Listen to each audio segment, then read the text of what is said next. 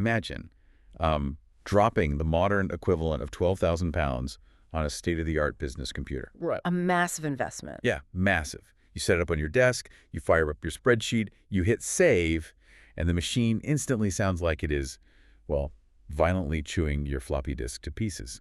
Oh, man. It's the kind of sound that makes you literally dive for the power switch, right? Because you think the read-write head is just completely shattered. Exactly. Not a quiet hum, Yeah. actual loud banging noises echoing through your whole office. Just brutal. And that jarring, borderline terrifying sensory experience was the actual reality of the Sharp MZ-5600. Yeah, it really was. It's a machine that perfectly encapsulates, I think, one of the most fascinating paradoxes in the history of tech. The idea that you can engineer a piece of hardware with absolute brilliance, like spare no expense on the components, and still completely doom the product with just a single catastrophic strategic decision. It really is the ultimate case study for that because, we tend to look at vintage computing through this very clean revisionist lens today. Right, where IBM was always going to win. Exactly. We act like the IBM PC was always destined to be the standard and everything else was just inferior hardware. But the reality of the 1980s computing market was incredibly messy. Messy is an understatement, honestly. I mean, if you look at the landscape of 1984, the rules were literally still being drafted. Hardware manufacturers were in this gladiatorial battle for the desk space of the modern professional. And everyone wanted a piece of it. Yeah. The IBM PC had definitely arrived, sure, but it wasn't the undisputed monolithic standard it would become later on. Everyone from, established mainframe giants to upstart consumer electronics companies was throwing everything at the wall just to see what a quote-unquote business computer was actually supposed to be. Which is exactly how we arrive at our source material for today's deep dive. Yes, tell us about the source. Right, so we are looking at a highly detailed, incredibly granular review from the November 1984 issue of Personal Computer World magazine, and it covers the Sharp MZ-5600. A great magazine, by the way. Oh, absolutely iconic. And what's so valuable about this specific review is that it isn't just a dry list of specifications. It's a real-time, hands-on snapshot of a machine that is suffering a profound identity crisis. Right. And it gives us the perfect lens to examine exactly how build quality and raw processing power stack up against the industry standards of the time. And importantly, why those things aren't always enough to save you. Yeah, hardware isn't everything. It really isn't.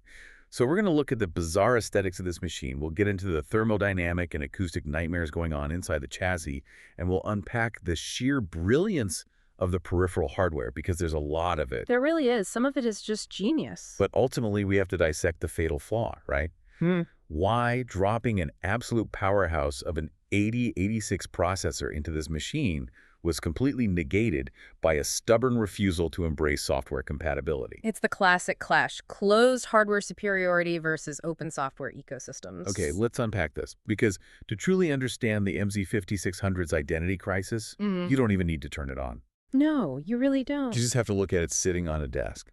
The aesthetic choices are genuinely baffling for a machine aimed at the European enterprise market.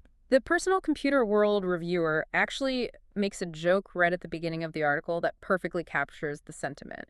They note that it felt like Japanese companies were trying to smuggle in business computers disguised as video recorders. Smuggle them in. Yeah. And when you look at the archival photos of the MZ-5600, that is not an exaggeration. Not at all. I mean, suspicions were already high in the industry after the Sanyo 500 series dropped, which looked exactly like stereo equipment. But this Sharp machine completely confirms the trend. It has this incredibly low profile for the main processor unit. Very sharp, angular lines, and a matte silver, kind of grayish-white finish. Yeah, very slate. Like, if you saw this thing out of context, you would 100% assume it belonged under a television set playing VHS tapes, not an accounting firm running payroll. The design language is undeniably rooted in the domestic living room, and it goes far beyond just the color palette or the shape of the chassis. Right, the front panel. Yes, the inclusions on the front panel of the processor unit are where you really start to scratch your head. Okay, so I had this theory about corporate hubris, and I want to see if you agree with this. Okay, let's hear it. On the front of this supposed serious business machine, Sharp included an audio output speaker, a literal slider volume control, and an audio output socket. Which is wild. Right. And according to the manual, this socket was intended for plugging the machine's sound generator straight into an external hi-fi system. That is absolute madness. It's completely incongruous with the target demographic. Exactly. It's like buying a massive heavy-duty industrial tractor and finding out the manufacturer bolted a premium sports car surround sound system to the dashboard. My theory is that Sharp was just so dominant, so flush with cash from their consumer electronics division making high-end, hi-fi equipment and sleek televisions, that those designers basically bullied the business computing division. Oh, that's interesting. Like they couldn't let go of their own design language. Am I totally off base here? No, actually, you're touching on a very real phenomenon called corporate inertia. Corporate inertia, okay. Yeah. When a company is wildly successful in one domain, the institutional memory and the standard operating procedures of that domain tend to bleed into new ventures. Sharp knew how to build beautiful consumer electronics. They were absolute masters of the living room. Right, they owned that space. Exactly. So when they pivoted to 16-bit business computing, they naturally tried to merge those two worlds. But European executives in 1984 didn't want a merged world. They wanted a tool. Exactly. They wanted serious office equipment. And the commitment to this hi-fi aesthetic was total. Like, if you look at the back of the MZ-5600, there is a grounding terminal right next to the mains input socket. Wait, like a grounding wire you'd attach to a copper water pipe? Precisely. In the high-end hi-fi trade, a grounding terminal is used to prevent ground loops. What's a ground loop? It's that low-frequency hum you get when multiple pieces of audio equipment are connected to different power outlets but share an audio connection. Oh, I hate that sound. Right, it ruins the audio quality. So Sharp included this on a business computer specifically to cut down on electrical interference if the computer was placed adjacent to other audio equipment. Which implies they genuinely envisioned a scenario where an accountant in London is setting up this 3,000-pound piece of enterprise hardware right next to a dual cassette deck and a turntable. It's hilarious. It shows such a profound misunderstanding of the office environment. But here is the bizarre paradox, right? They made it look like a sleek VCR. But the physical footprint of the thing was absolutely staggering. It wasn't actually sleek at all. Not even close to sleek. The processor unit alone, just that bottom slab, measures 17 inches wide by 16 inches deep. That is a massive amount of desktop real estate to surrender. And that's just the foundation. Because this machine was designed around a massive 15-inch color monitor that sits on a pedestal base directly on top of that 17 by 16-inch slab. Wow. Yeah, when you combine the processor unit and the monitor, the total vertical height of the setup reaches an astonishing 21 inches. 21 inches tall. That's almost 2 feet of computer towering over your desk. The PCW reviewer even points out that because of the sheer height and the massive size of that 15-inch screen, it was advisable to sit a fair distance away from the keyboard just to take it all in. You'd have to push your chair back. Yeah, you'd practically have to lean back in your office chair just to read your word processor without straining your neck. It becomes a desk dominator. And this massive physical footprint is where the aesthetic choices start to actively damage the engineering functionality. How so? Because when you create a chassis that tries to maintain a low vertical profile like a VCR, but has a massive X and Y footprint to accommodate a huge monitor on top, you create a very specific kind of internal geometry. Ah, you create a densely packed horizontal pizza box. Exactly. Which brings us to what's happening under the hood. Because when you cram powerful heat-generating 16-bit hardware into a chassis with those geometric constraints, the laws of thermodynamics are going to punish you. And they did. Big time. In the case of the MZ-5600, that punishment came in the form of an absolute acoustic nightmare. The transition from the sleek exterior aesthetic to the internal reality is incredibly jarring. Let's talk about the physical layout. Getting inside the machine was a chore in itself. The main cover was secured by no less than 8 screws. 8 screws, which already tells you they didn't really want the end user poking around in there. Right, keep out. And once you actually remove that cover, the PCW reviewer notes that the interior is much more crowded than the industry standard at the time. The motherboard is relegated to the very bottom, occupying all the remaining space at the lowest level. And dominating the left-hand side is the power supply, right? Yes. The source says it occupies 3 full inches of the entire left side of the chassis, and it's shielded on 3 sides by metal. Then, suspended above the motherboard, they've literally screwed the massive disk drives to the front panel and the expansion chassis to the rear. It is just a dense, packed block of electronics. And when electronics are densely packed like that, airflow is severely restricted. Sure. You have a powerful 8 megahertz processor, you have memory banks, you have a massive power supply, and you have mechanical drives all generating heat in a very confined space. So how does Sharp's engineering team solve this thermodynamic problem? With a fan, but not just any fan. A fan that the reviewer flat out calls, quote, inexcusably noisy. Yeah, they did not hold back. It was designed to draw air out of that cramped interior, force it through the massive power supply housing, and vent it out the side. And the reviewer makes a very salient point here. They acknowledge that the cramped interior probably dictated the need for a powerful cooling unit. Sure, you have to move the air. Right. However, they also point out that other machines on the market in 1984 with similar processing power were perfectly capable of using much quieter cooling units without overheating. So it was a choice, or rather, a compromise they were forced into by their own chassis design. Exactly. But the exhaust fan is only the opening act of this sensory assault. The real nightmare, the thing that makes this machine almost unlivable, comes from the disk drives. Let's look at the storage mechanics. The review machine was equipped with a 10 megabyte Winchester hard disk manufactured by Hitachi and a 640K double-sided, double-density floppy drive manufactured by TEAC. I want to pause on the term Winchester for a second because we see that in a lot of archival tech documents from this era. What exactly does that mean in the context of 1984? Yeah, it's a great piece of trivia. Winchester was originally an internal IBM code name from the early 1970s for their 3340 disk drive project. Good. The folklore is that it had 30 megabytes of fixed storage and 30 megabytes of removable storage, making it a 3030, which engineers linked to the Winchester .3030 rifle. Oh, that's wild. Right, but by the time we get to 1984, the term Winchester was essentially used as an industry catch-all term for any hard disk drive, where the magnetic platters and the read-write heads are sealed together inside an airtight enclosure to prevent dust contamination. Got it. So it's basically a sealed hard drive. Now, both the Hitachi hard disk and the TEAC floppy drive are described by the reviewer as noisy, but the description of the TEAC floppy drive is genuinely comical. It really is. The reviewer explicitly states that the TEAC unit makes such loud banging noises that you expect the floppy disk to come out dissected into several parts. Dissected. I mean, put yourself in the shoes of a user in 1984. You're working on a crucial quarterly financial report in SuperCalc. It's taking intense concentration. Right. Every time you issue a command to save your progress, the machine doesn't just hum. It sounds like it's throwing rocks into a blender.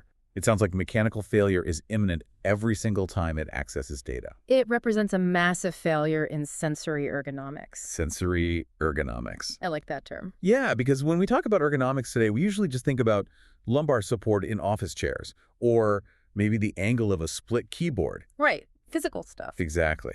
But sensory ergonomics, the total auditory and visual environment a machine creates, is equally crucial to productivity. Because user fatigue isn't just physical. Sustained decibel levels destroy concentration. Exactly. And the industry in 1984 was already waking up to the fact that high processing power didn't have to equate to an industrial, high-volume soundscape.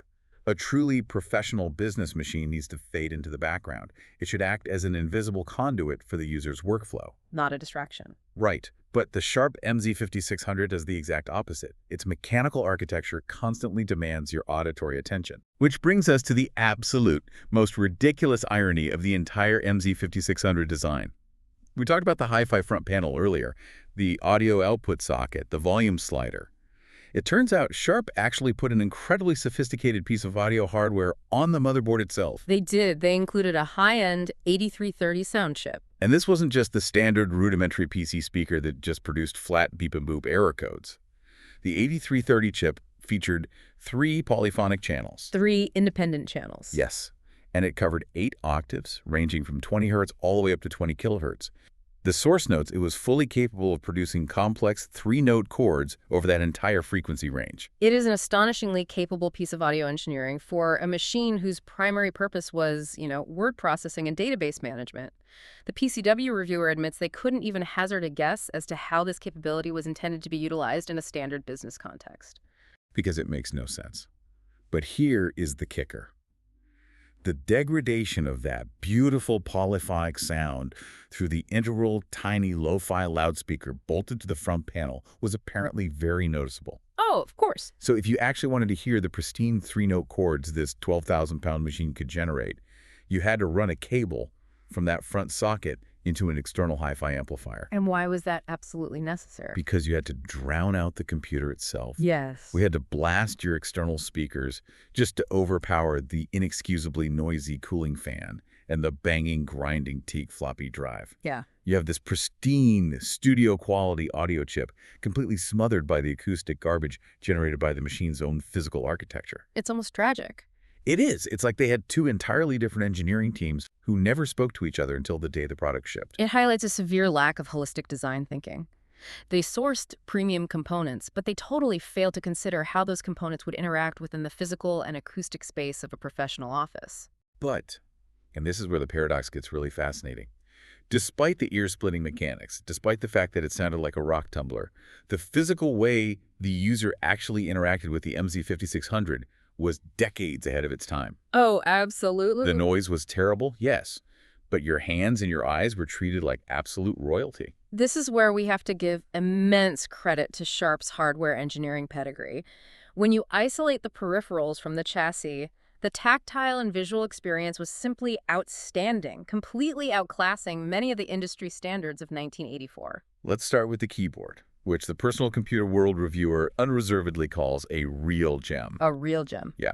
They state that it is incredibly hard to fault the unit in terms of layout, build quality, or key response. It was built to strict ISO standards, featuring 103 keys. And to understand why that's such a massive compliment, you have to look at the keyboard market in the mid-80s. It was a mess, right? It was the Wild West. You had machines shipping with membrane keyboards that felt like typing on a microwave oven. The worst. You had layouts that completely ignored standard touch typing practices, placing critical keys in bizarre locations. I mean, the original IBM PC keyboard, the Model F, was famously controversial because it moved the Shift key and had a tiny Enter key. Exactly. People hated it at first. But Sharp delivered a keyboard that was robust, provided the exact right blend of tactile resistance and feedback, and was clearly engineered for serious, high-speed, sustained data entry. And the hardware features inside the keyboard sound modern even by today's standards. Like, it featured a two-key rollover facility. For anyone who isn't a mechanical keyboard enthusiast, what does two-key rollover actually mean in practice? So two-key rollover means the keyboard matrix can accurately register a second key being pressed, even if the first key hasn't been released yet. Okay. On cheaper keyboards without rollover, if you type too fast and overlap your keystrokes, the keyboard either ignores the second key or sends a completely incorrect character to the computer. It's a phenomenon known as ghosting. Oh, I've had that happen on cheap laptops. Right. So by implementing two-key rollover, Sharp ensured that fast typists wouldn't be penalized by the hardware. It also had a rear-edge tilt for ergonomic wrist comfort. And this really blew my mind. For a machine from '84, it had a dedicated mouse port built right into the keyboard casing. Such a smart design choice. Meaning you didn't have to run a long cable all the way to the back of the massive processor unit. But the absolute crown jewel of this keyboard is the microcontroller inside it. It utilized a dedicated ADC49 chip equipped with a 63-character buffer. This is a phenomenal inclusion for power users. Walk us through the mechanics of that. Why does a keyboard need its own processor and a memory buffer? Well, in a basic computer architecture, the keyboard sends an interrupt request to the main CPU every single time a key is pressed. Okay. The main CPU has to stop what it's doing, read the keystroke, and put it on the screen. But what happens if the main CPU is busy? Like doing what? Say it's running a complex calculation in a spreadsheet, or it's tied up writing data to that incredibly noisy Winchester hard drive. Then the CPU ignores the keyboard. Right. And on a cheap machine, if you type while the CPU is busy, those keystrokes are just lost. They vanish into the ether. Oh, that's incredibly frustrating. It is. But with the ADC49 chip and the 63-character buffer, the keyboard itself acts as a holding pen. Oh, I see. Yeah, a fast typist can theoretically type up to 63 characters ahead of what the computer is currently processing on screen. The keyboard remembers your exact sequence of keystrokes and systematically dumps them into the main system the millisecond the CPU is free. It completely prevents data loss and allows for an absolutely seamless flow of work. The reviewer specifically noted that it's the sort of keyboard that grows on you. The more you use it, the more you realize how much it's helping you. It respects the user's time. Exactly. So your hands are completely taken care of. Now, what about your eyes? We mentioned that massive 15-inch color monitor sitting on top of the unit, It was a very substantial piece of hardware. It retailed for $595 on its own. which is incredibly expensive just for display. It is. But it delivered a top-tier visual experience. It featured a very attractive flat screen, which was cutting-edge technology, avoiding that fishbowl distortion common on older CRTs, and it sat on a tilt and swivel base. Right. The base was fixed with 4 large screws, but the mechanism allowed for precise, fluid adjustment of the screen angle. But the physical glass of the monitor is really only half the story here. Here's where it gets really interesting. Yes, because the really fascinating engineering is happening on the motherboard and graphics subsystem that is driving those pixels. Let's get into the weeds of why Sharp's hardware was so advanced here. The standard MZ-5600 came equipped with 92K of dedicated video RAM, or VRAM, right out of the box, and that could be expanded up to 192K. No, 92K of VRAM might sound microscopic today. Oh, completely. But we have to contextualize this. The standard IBM PC color graphics adapter, the famous CGA card, had 16K of VRAM. Wow, so Sharp is throwing almost 6 times the amount of video memory at this machine compared to the IBM system. Almost 6 times, yeah. What did that massive pool of VRAM actually allow the Sharp to do? It allowed for hardware-level window management that was staggeringly complex for a business machine of that era. Long before graphical user interfaces like Windows 3.1 became the standard, the MZ-5600 could display up to 4 distinct windows on the screen simultaneously. And these weren't just static tiled boxes, right? No, not at all. The source details that these windows could be any rectangular shape up to the full size of the CRT screen. And they were assigned varying display priorities, from level 0 to level 3. The priority levels are the key here. Because the system understood depth, these windows could physically overlap each other on the screen. That's huge for 1984. Massive. The machine could handle the math required to obscure a lower priority window behind a higher priority one, and it could split and change those priorities on the fly. The machine could store 3 full screens of 600 by 400 resolution displays in memory at one time. 600 by 400. It's incredibly dense for the time. And all of these complex windowing functions weren't being forced onto the main processor.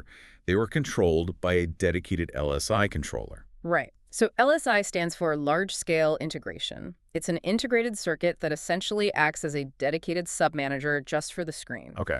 Because calculating overlapping windows, redrawing hidden pixels, and managing a 600 by 400 grid requires a massive amount of computational overhead. If you force the main CPU to do all that math, the whole computer slows to a crawl.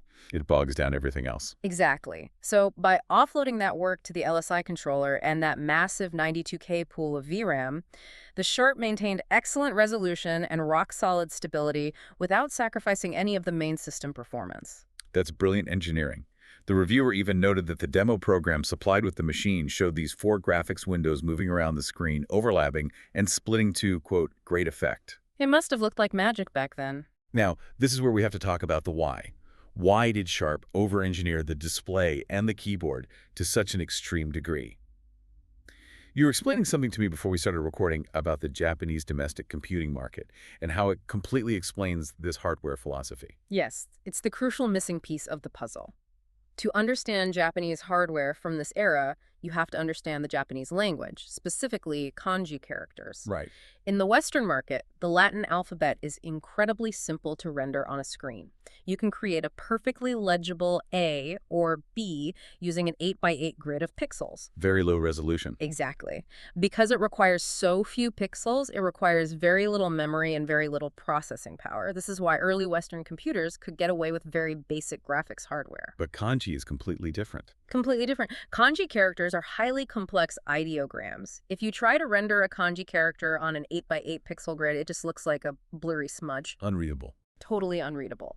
So to make kanji legible on a computer monitor, Japanese engineers realized very early on that they needed a minimum grid of 16 by 16 pixels and often much higher resolutions. Which means exponentially more pixels on the screen at any given time. And exponentially more pixels requires exponentially more video RAM to store them, and dedicated graphical processors, like that LSI controller, to draw them fast enough. Wow. So the entire Japanese domestic market, which was dominated by machines like the NEC PC-9801, was forced into an evolutionary arms race of high-resolution graphics and massive memory pools years before the Western market ever needed it. That makes so much sense. So Sharp wasn't just throwing 92K of VRAM into this machine for fun or to show off. That hardware architecture was literally the baseline requirement for their domestic market just to display text. Precisely. They basically took that superpowered Japanese hardware philosophy, packed it into a VCR-looking chassis, and shipped it to Europe. They delivered a machine with a keyboard that never drops a keystroke, and a monitor system capable of rendering beautifully crisp, overlapping graphics. It was an absolute engineering triumph. It was. Which brings us to the inevitable painful question. Yeah. You have this masterpiece of peripheral engineering. You have dedicated chips handling the typing in the display. Why wasn't this enough? Why is the MZ-5600 a footnote in computing history instead of the machine that dethroned IBM? Well, it's like building a high-performance sports car. Okay, analogy time. Yeah. You install a beautifully crafted, hand-stitched leather steering wheel. You put in a crystal-clear panoramic windshield. The physical interface of the car is perfect. Sounds great so far. Right. But none of that matters one bit if you design an engine that only runs on a proprietary type of fuel that you literally can't buy anywhere in Europe. Ouch. The physical interface of the Sharp was flawless, but the strategic choices governing the software environment, the fuel that actually makes the machine useful, were fatal. And that perfectly brings us to the core tragedy of the MZ-5600. Let's look under the hood at the engine itself, and then look at the catastrophic software choices Sharp made to run it. Because the processor wasn't just adequate, it was a powerhouse. Oh, the MZ-5600 boasted an Intel 8086-2 CPU running at a blistering 8 megahertz. To really understand how big of a deal that was, we need to compare it to the undisputed heavyweight champion of 1984, the standard IBM PC. Right. The IBM PC and the tidal wave of clones it spawned were predominantly using a different processor, the Intel 8088. And how fast was that running? At a much slower 4.77 megahertz. So the Sharp is running almost twice as fast in terms of raw clock speed, but the difference between the 8086 and the 8088 goes much deeper than just megahertz, right? It's about how the chip actually talks to the rest of the computer. Exactly. This is where the engineering gets really interesting. Both the 8086 and the 8088 are 16-bit processors internally. Okay. They can crunch 16 bits of data at a time inside the chip itself, but the bottleneck is the external data bus. The external data bus. Yeah, the physical pathways that carry data from the processor to the memory and the rest of the system. Like the highways in and out of the city. Perfect analogy. The Sharp's 8086 processor had a full 16-bit external data bus. It could send and receive 16 bits of data in a single clock cycle. Wide highways. Very wide. The IBM's 8088 processor, however, was intentionally crippled. IBM chose it as a cost-saving measure. The 8088 only had an 8-bit external data bus. Wait, so if the 8088 wants to move a 16-bit chunk of data, what does it do? It essentially has to chop it in half. You're kidding. No, it sends the first 8 bits, waits a cycle, and then sends the remaining 8 bits. It multiplexes the data. Oh, that sounds so inefficient. It is. It creates massive latency. It chokes the throughput of the entire system. By utilizing the true 16-bit 8086, Sharp ensured that their machine didn't suffer from that bottleneck. The hardware specification was demonstrably, provably superior to IBM. It was so fast, in fact, that it created a bizarre problem. Sharp actually had to include a physical dip switch, accessible through a small hole in the casing, that allowed users to, quote-unquote, detune the processor. Yeah, a hardware brake pedal. Exactly. You could flip this switch and manually drop the processor speed from 8 megahertz down to 5 megahertz. Which, seems totally counterintuitive. Why would you ever want to slow your brand new computer down? Because software in the early 80s was often written using software timing loops. Programmers would literally count the clock cycles of the CPU to measure time in their applications. Instead of using a real-time clock. Exactly. So if you ran a program written for a 4.77 megahertz IBM on an 8 megahertz Sharp, the timing loops would execute almost twice as fast. And break the software. Yeah. The software would literally break, or it would just run so fast it's completely unusable. So Sharp had to give users that hardware brake pedal just to handle older applications. It is a profound testament to the raw power they packed into the chassis. But raw hardware power is just potential energy, right? It requires a guiding intelligence to translate that power into useful tasks. An operating system. Exactly. And This is the moment where Sharp made the strategic blunder that killed the machine. The OS blunder. Sharp decided to ship the MZ-5600 with 2 operating system options, and both of them were practically radioactive to the European market. Totally radioactive. First, they aggressively pushed an operating system called CPM86. Second, they offered a version of MS-DOS, but, and this is the critical part, it was a non-IBM PC compatible implementation of MS-DOS. What's fascinating here is the sheer stubbornness of this strategy. Yeah, they doubled down. They really did. The PCW reviewer is absolutely explicit on this point. They state in November 1984 that MS-DOS had, quote, swept the board in the past few months as far as single-user operating systems are concerned. The market had spoken. The market had chosen a winner. The debate was over. Yet Sharp chose to adopt and heavily promote CPM86, a system the reviewer dismisses outright as almost defunct. Now, I want to play devil's advocate here and defend Sharp for just a minute. All right, let's hear it. Look at Apple today. Apple runs a massively successful, multi-trillion-dollar empire, entirely based on a walled garden philosophy. True. They control the proprietary hardware, they control the proprietary operating system, and they force developers to port software specifically for their ecosystem. If you read the source material, Sharp was essentially trying to do exactly that. They were trying to build a walled garden. Right. They provided a catalog of software. You could buy special ports of major application packages. You could run the full MicroPro range, which meant you had WordStar. You could run SuperCalc 2. You could run DBase 2. Major distributors like W.H. Smith's Soft Team were handling it. So they had the big names. They had the killer apps. So if I have the software I need to run my business, why does it matter if the underlying OS isn't standard IBM DOS? Why couldn't Sharp pull off the walled garden approach in 1984? It's a really compelling argument, and honestly, it's exactly the logic Sharp's executives must have used to justify the decision. But it ignores the fundamental realities of the 1984 enterprise software market, which was vastly different from today's consumer app ecosystem. How so? Well, yes, Sharp negotiated special ports of WordStar and SuperCalc, and for review purposes, they function. But there are 2 massive structural problems with that approach. Okay, let's break them down. First, the performance issue. You just bought a true 16-bit, 8 megahertz 8086 processor. You paid a huge premium for raw power. But because those software packages were ported from older systems and running under CPM86, the reviewer noted that they did not run noticeably quicker than on standard, much slower 8088 machines. Ouch. So the software wasn't actually optimized to take advantage of the hardware's full potential. No, the code itself became the bottleneck. You bought a sports car, but the proprietary fuel forces you to drive at the speed limit of a tractor. That's a great way to put it. What's the second issue? The second, much larger issue is autonomy and developer mindshare.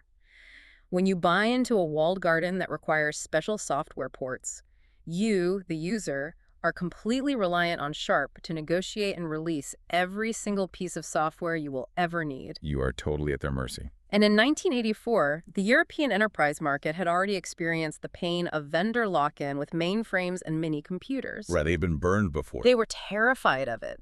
They wanted IBM hardware plug compatibility specifically so they could achieve autonomy. They wanted to walk into any independent computer shop, buy software off the shelf, and know with absolute certainty that it would run on their machine, regardless of whether Sharp gave it their blessing. The personal computer world source is brutal on this exact point. Because the MZ-5600 lacked hardware plug compatibility with IBM, the reviewer bluntly states that off-the-shelf IBM software did not stand a, quote, hope in hell of running in standard form. A hope in hell. And we have to look at where the developers were spending their money, too. Right, the developer side. Exactly. With the introduction of multitasking software environments on other platforms, specifically concurrent CPM, which featured an MS-DOS emulator allowing native DOS programs to run, it became blindingly obvious that software houses were not going to waste their R&D budgets, launching packages designed to operate under straight native CPM86 just for Sharp's tiny user base. The developer ecosystem had already moved on. The well of new software was drying up before the MZ-5600 even hit the dealership shelves. Sharp bet that their hardware superiority would force developers to support them. But developers will always follow the volume of users. And the users were all buying IBM compatible. So Sharp wasn't operating in a vacuum. To truly understand why the MZ-5600 became an also-ran, as the reviewer calls it, we have to look at the machine sitting right next to it on the dealer shelf.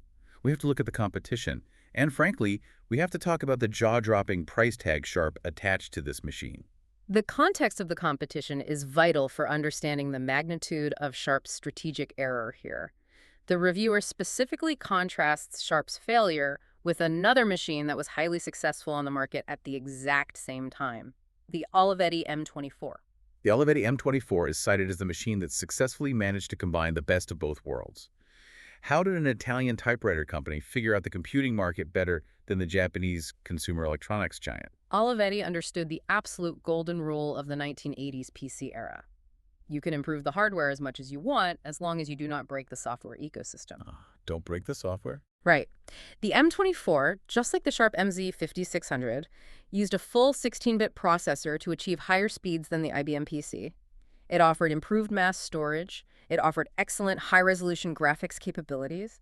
It was undeniably a technically superior machine to the standard IBM offering. But they made a different choice on the software side. A radically different choice. Olivetti engineered the M24's BIOS and internal architecture so that it was highly compatible with the IBM standard. It would still run practically any off-the-shelf IBM software you fed it. Smart. Very smart. Olivetti essentially swallowed their engineering pride.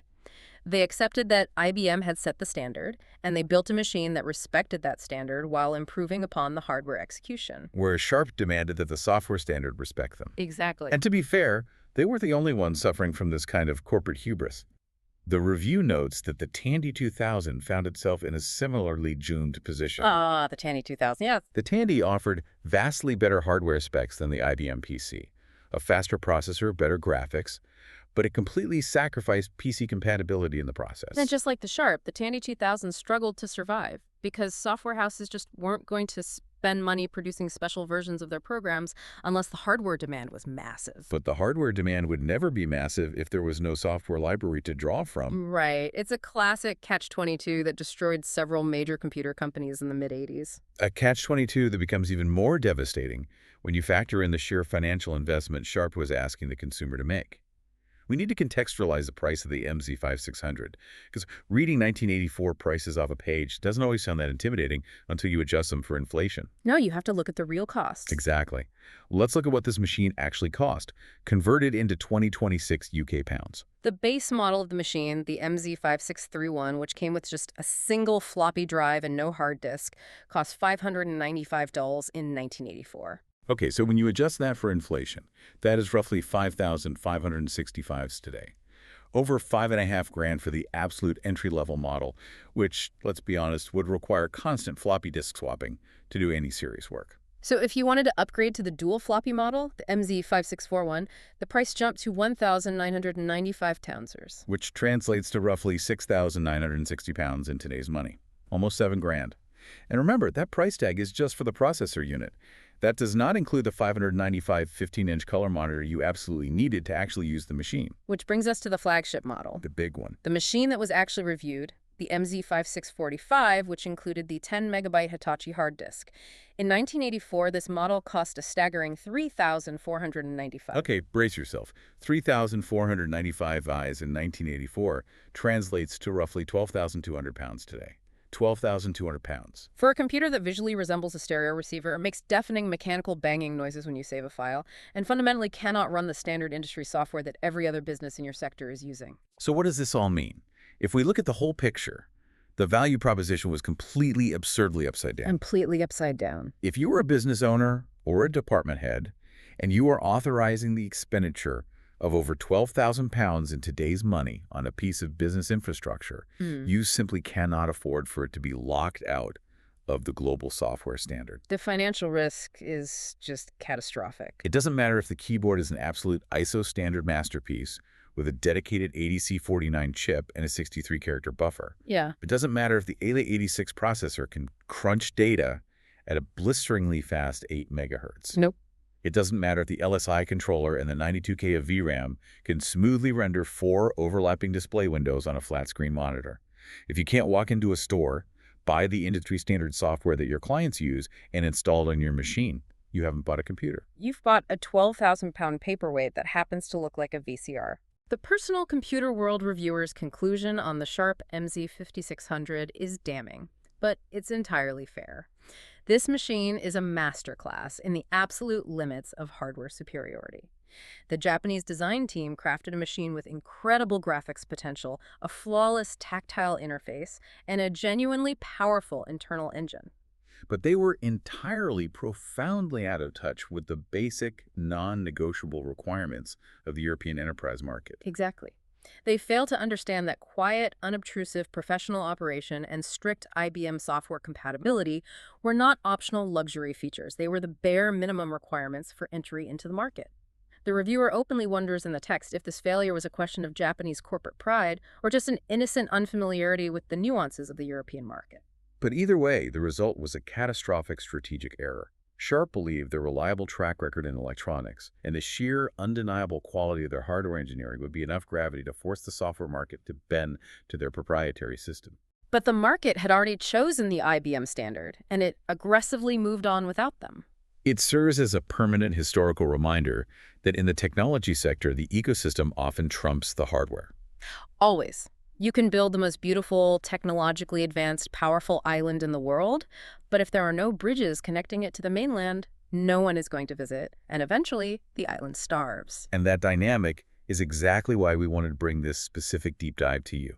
Because this battle of closed versus open ecosystems, this tension between proprietary hardware superiority and open software standards, isn't just some dusty, irrelevant 1980s relic. Not at all. It is the fundamental push and pull of the technology industry, and it is still happening today, right now, in the devices in your pocket and on your desk.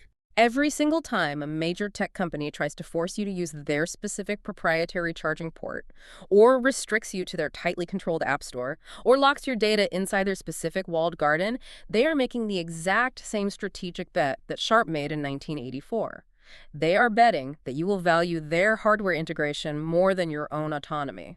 Which leaves us with a genuinely fascinating question to mull over. Yeah. We look back at 1984, and it's easy to laugh at Sharp's hubris, slapping hi-fi volume sliders and a grounding terminal onto a 12,000-pound business machine that couldn't even run DOS. But look around at the tech landscape today.